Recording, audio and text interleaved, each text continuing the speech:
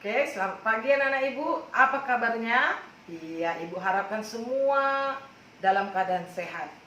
Hari ini kita akan belajar biologi kembali, tetap masih lewat online Google Classroom. Ibu harapkan semua semangat, tetap mengikuti pelajarannya dengan baik. Oke, kita mulai pelajaran kita berikut ini. Kita akan memulai materi kita hari ini.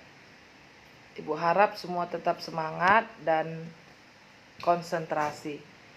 Pada pertemuan kita yang kedua, kita akan mempelajari materi masih tetap sambungan dari pelajaran kita pada pertemuan kita yang pertama, yaitu pertumbuhan dan perkembangan pada tumbuhan. Hari ini kita akan belajar pertumbuhan dan perkembangan pada hewan dan manusia.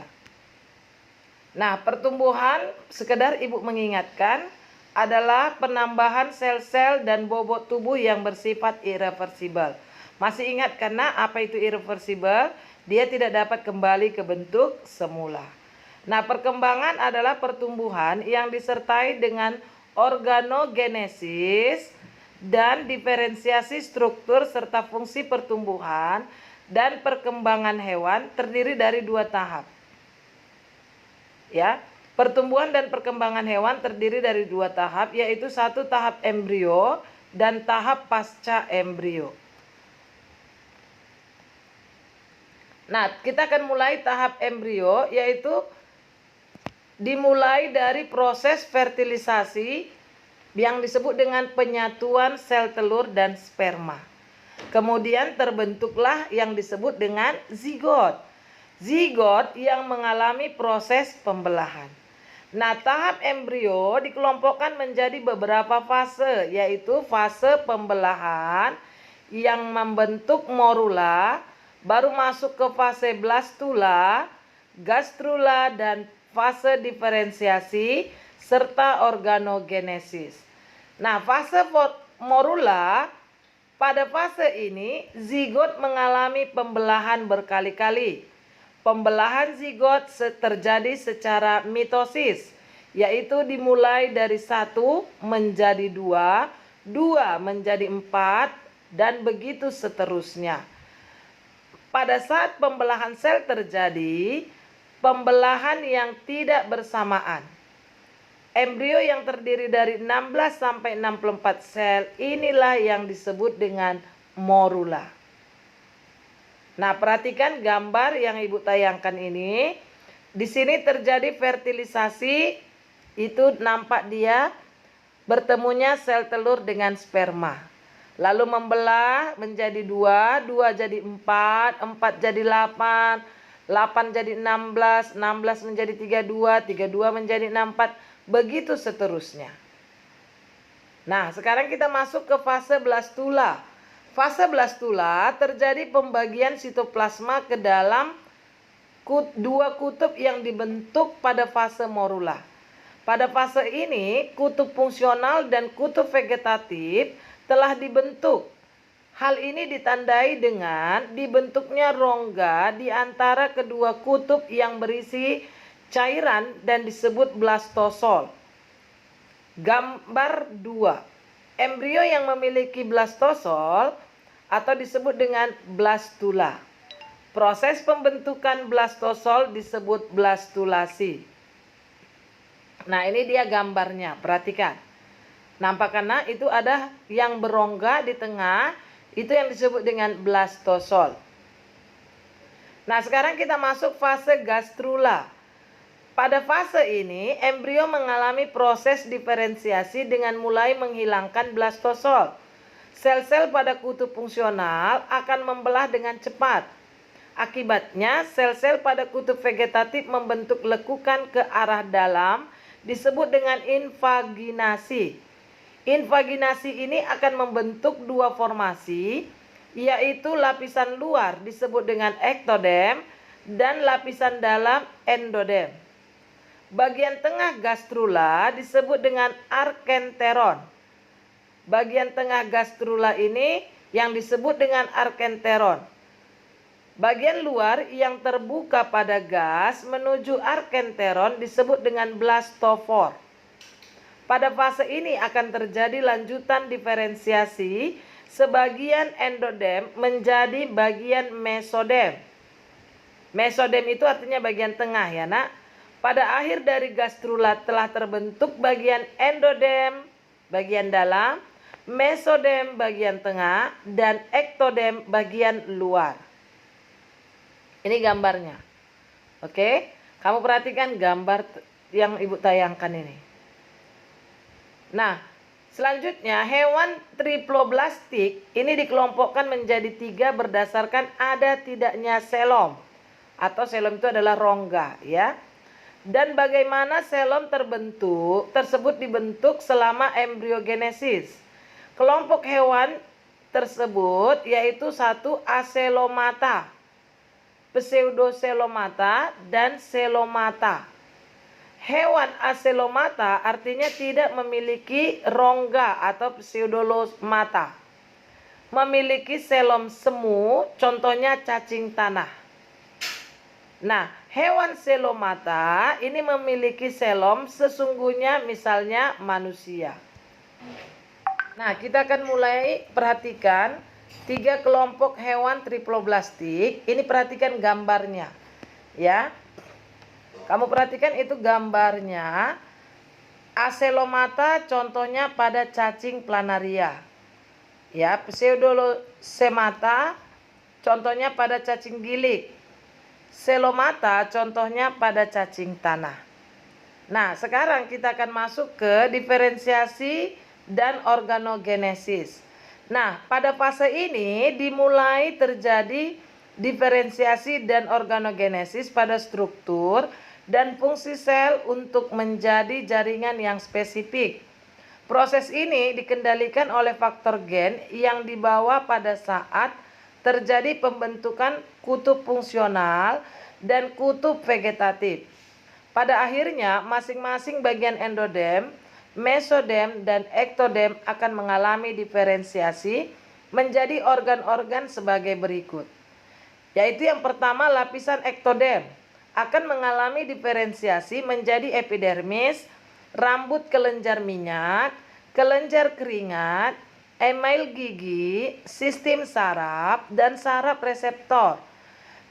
Yang kedua, lapisan mesodem akan mengalami diferensiasi menjadi tulang, jaringan ikat, otot, sistem peredaran darah, sistem ekskresi, misalnya ductus deferens, dan sistem reproduksi.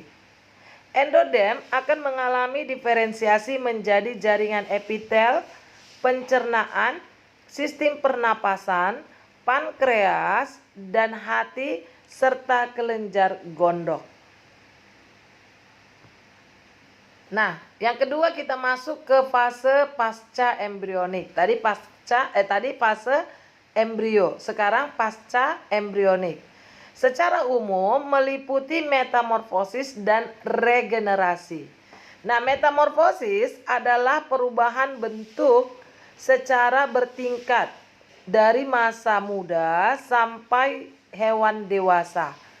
Contoh yang mengalami metamorfosis misalnya serangga. Metamorfosis tak sempurna, yaitu dimulai dari telur, nimfa, imago. Metamorfosis sempurna contohnya telur, larva, pupa, imago. Itulah perkembangan metamorfosisnya. Bagian yang ke B contohnya pada katak, yaitu dimulai dari zigot, berudu, katak muda, langsung katak dewasa. Sedangkan regenerasi adalah kemampuan untuk memperbaiki sel, jaringan, atau bagian tubuh yang rusak, hilang atau mati. Contohnya pada hewan tingkat tinggi terbatas pada jaringan. Kalau pada hewan tingkat rendah dapat sampai pada tingkat organ. Nah, ini kamu perhatikan metamorfosis serangga, ya, atau disebut dengan insekta. Berdasarkan tidak terjadinya atau terjadinya tahap metamorfosis yang dialami serangga dibedakan menjadi kelompok serangga ametabola, holometabola, dan hemimetabola. Nah, kita perhatikan ametabola merupakan organisme yang tidak mengalami proses metamorfosis, di mana stadium yang dimiliki adalah stadium telur dan stadium imago. Contoh kutu buku yang bertelur kemudian berkembang menjadi dewasa tanpa melakukan metamorfosis. Nah, holometabola merupakan organisme yang mengalami metamorfosis sempurna. Hewan ini memiliki stadium telur, larva atau ulat, pupa, kepompong, dan imago dewasa. Contoh hewan yang mengalami metamorfosis sempurna adalah kupu-kupu. Stadium telurnya dapat kita amati pada daun.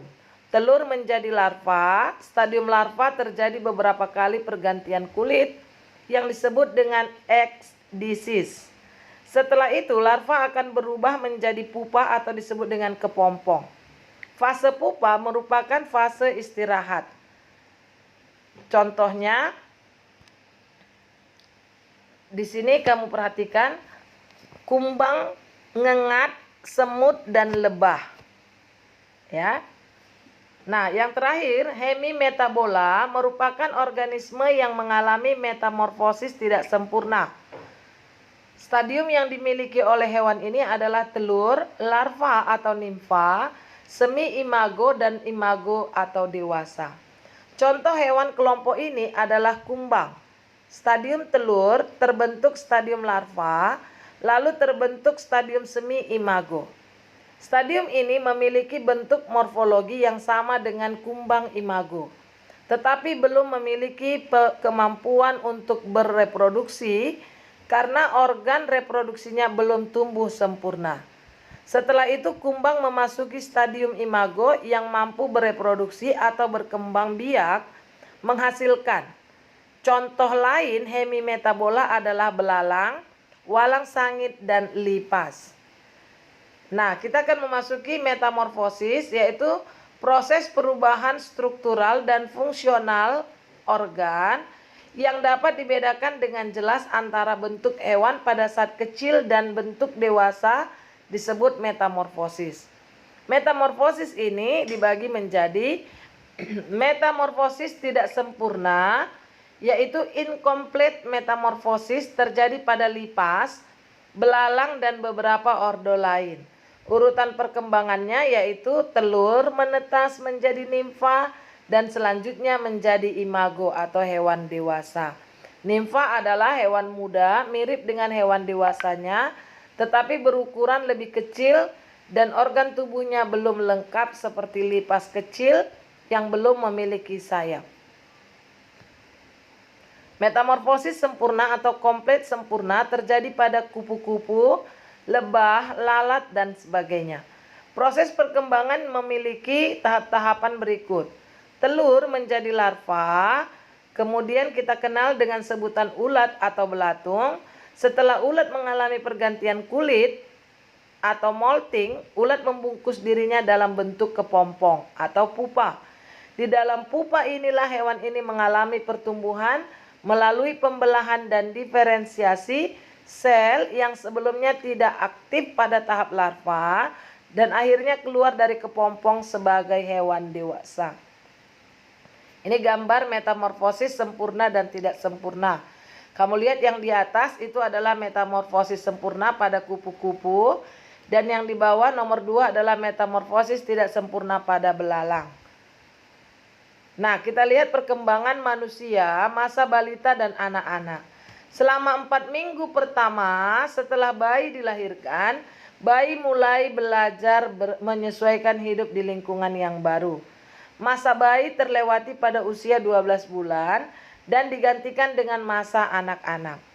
Pertumbuhan fisik mulai meningkat, baik tinggi badan maupun berat badan, juga terjadi perkembangan koordinasi gerak otot dan kemampuan mental. Hingga pada usia 18 bulan, anak dapat berjalan tanpa bantuan orang lain. Pada usia 2-3 tahun, anak telah dapat mengontrol keinginan kencing dan buang air besar, serta dapat berbicara dengan kalimat sederhana. Nah, pada usia 5 tahun, beberapa anak dapat membaca angka-angka dan huruf-huruf tertentu. Di saat di atas usia ini, kemampuan berbicara, menulis, membaca, dan belajar bagaimana cara bergaul dengan orang lain telah berkembang. Nah, ini kita masuki masa tua. Nah, masa tua diawali dari usia antara 30 sampai 50 tahun. Pertumbuhan otot dan tulangnya sudah berhenti, artinya sudah tidak dapat bertambah tinggi lagi. Selama usia ini, perkembangan fisik mulai mengalami penurunan. Pada umur 65 sampai 74 tahun adalah pertengahan lanjut usia. Di usia ini, orang sudah harus beristirahat dari kesibukan kerja. Di atas 75 tahun disebut lanjut usia. Untuk memenuhi segala kebutuhan hidupnya, orang lanjut usia memerlukan bantuan orang lain. Nah, sampai sini pertemuan kita yang kedua. Ibu harap kita tetap belajar sungguh-sungguh. Dan Ibu sangat menginginkan kamu semua sudah mengerti. Kalaupun kamu belum mengerti, boleh kamu tanyakan ya nak. Sampai ketemu di pertemuan berikutnya.